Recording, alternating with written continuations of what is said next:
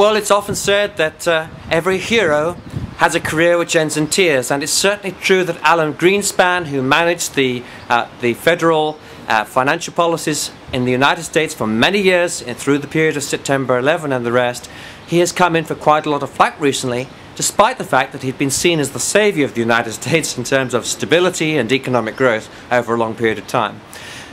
So why has he come under such criticism? Well, I guess the reason is because people are now saying that it was his low interest policy in the early 2000s that led to the property market bubble and the crash that we're now experiencing, the overlending to subprime people and so on. But the fact of the matter is, it's easy in hindsight to look back and criticize when the realities were very tough at the time. Let's think about what actually happened.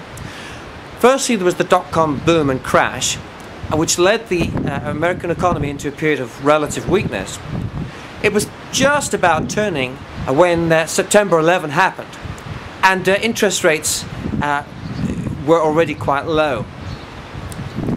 Within a few weeks of September 11, despite the pundits, the economy began to look like it was bouncing back, but then faltered, and in the first quarter of 2002 we had a situation where inflation was jolly near zero. It was less than 1%, and unemployment was actually rising, which is a very worrying situation because interest rates were already pretty low.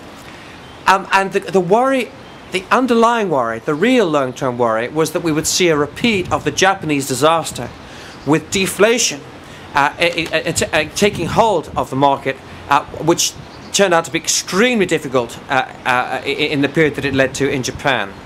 And it was for the fear of deflation that led the Fed to reduce interest rates as low as they did, and it got down to 1%.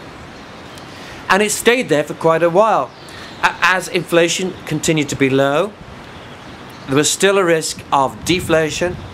There was a crisis of consumer confidence, and the American economy then started to pick up. Now, we can argue about at what speed interest rates should have been allowed to rise, and it's true that by 2003, 2004, there were steady moves up to where we then got to, which is 5.25%. And that was a tremendous blow, of course, for the large number of people who'd taken out subprime mortgages. But we must remember the pressures that Alan Greenspan and others were under following the dot-com crash and then the September 11 crisis. It was certainly not an easy period. And as I say, it's very easy to judge with hindsight.